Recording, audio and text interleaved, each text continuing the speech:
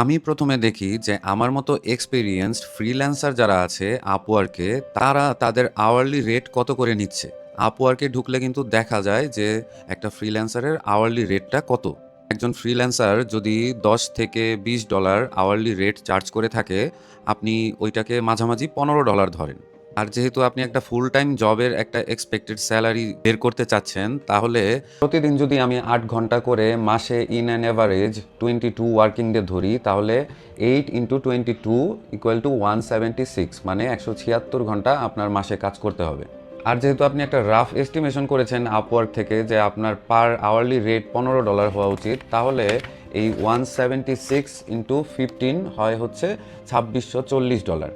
কিন্তু এখানে একটা জিনিস মাথায় রাখতে হবে যে ফ্রিল্যান্সিং কাজ কিন্তু সবসময় থাকে না। যেহেতু আপনি একটা মান্থলি স্যালারির জন্য এক্সপেকটেশন বের করতে যাচ্ছেন, তো ওই $২৬৪০ চেয়ে আপনার একটু কম চাওয়াই বেটার। তো আমার মতে এই ধরনের একটা এক্সপিরিয়েন্স লোক যার $15 পার আওয়ারলি রেট হওয়া উচিত, তার এক্সপেক্টেড মান্থলি স্যালারি $২৫০০ হওয়া উচিত, এর নিচে নামা উচিত না। আমার মতে $২০০০-এও নামা উচিত না, লাস্ট ক্যাপ হইতে পারে $২৩০০।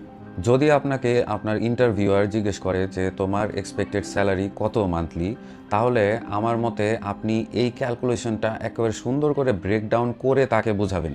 আমি আমার নেগোসিয়েশনের সময় আমি এইভাবেই বুঝিয়েছি, মানে আমার যে এক্সপেক্টেড যে অ্যামাউন্টটা, এইটা যে ইললজিক্যাল না, একটা লজিক্যাল অ্যামাউন্ট। আর লজিকটা কি, সেটা হচ্ছে আমার মতো এক্সপিরিয়েন্স যারা ফ্রিল্যান্সার তারা কত করে আওয়ারলি রেট নিচ্ছে, আর আমি এই কোম্পানিতে আসলে মান্থলি আওয়ারলি কত ঘন্টা কাজ করব, আর সেই ক্ষেত্রে আমার ফ্রিল্যান্সারদের তুলনায় স্যালারি কত হওয়া উচিত।